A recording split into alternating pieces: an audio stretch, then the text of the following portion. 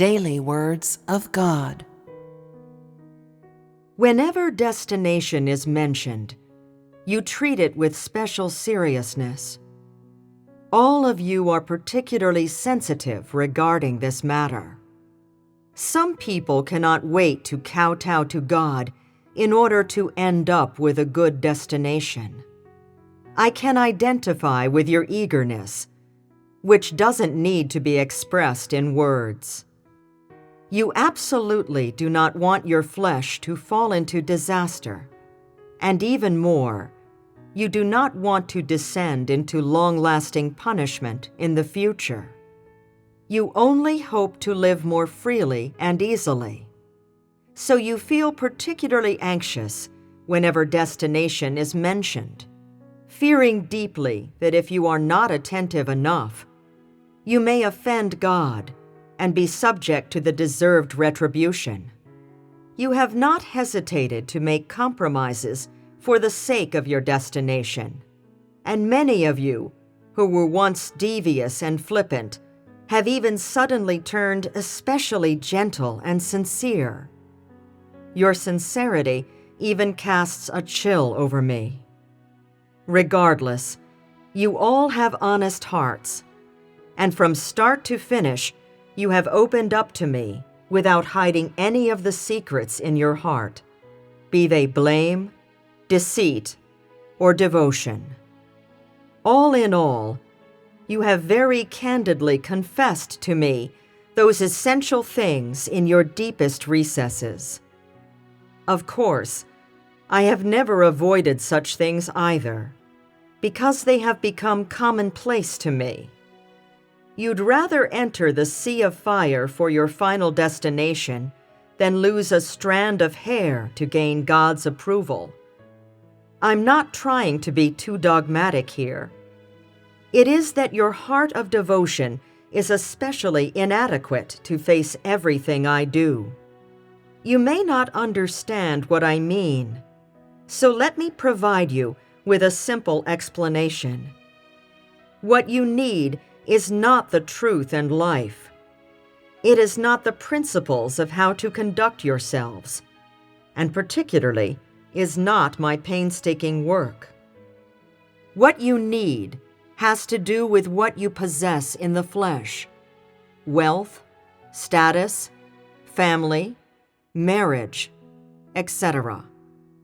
You are utterly dismissive of my words and work, so I can sum up your faith in one word: half-hearted.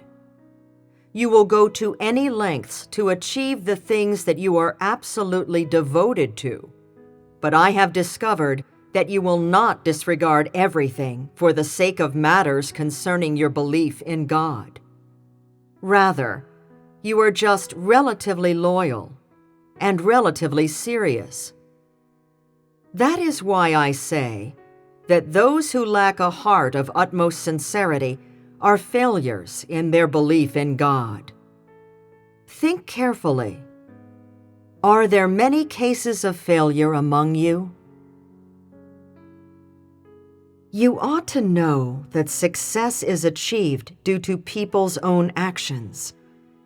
When people don't succeed but instead fail, that too is due to their own actions, not the impact of other factors.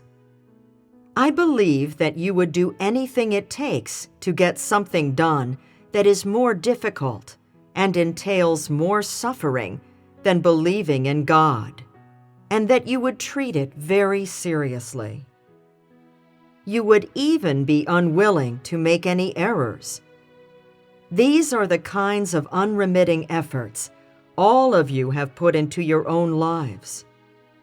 You are even capable of deceiving me in the flesh, under circumstances where you would not deceive any of your own family. This is your consistent behavior and the principle you apply in your lives.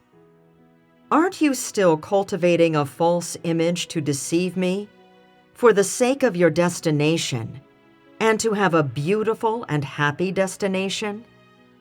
I'm aware that your devotion and your sincerity are but temporary. Aren't your aspirations and the price you pay only for now and not then? You only want to exert one final effort to secure a beautiful destination. Your purpose is only to make a trade. It's not so that you are not indebted to the truth, and it is particularly not to repay me for the price I have paid. In a word, you are only willing to employ your cleverness, but you are unwilling to fight for it. Isn't this your heartfelt wish? You must not disguise yourselves, and must not rack your brains over your destination to the point that you are unable to eat or sleep. Isn't it true that your destination will have been determined in the end? You should do your own duty to the best of your ability, with open and upright hearts, and be willing to do whatever it takes. As you have said, when the day comes, God will not mistreat anyone who has suffered or paid a price for him. This kind of conviction is worth holding on to, and you should never forget it. Only this way can I put my mind at ease about you. Otherwise, I will never be able to put my mind at ease regarding you, and you will forever be the object of my distaste. If you can follow your conscience and give your all for me, spare no effort for my work, and devote a lifetime of effort to my gospel work, then won't my heart often jump for joy for you? Won't I be able to entirely put my mind at ease regarding you? It's a shame that what you can do is but a pitiful and tiny part of what I expect. In this case, how can you have the gall to seek from me what you hope for?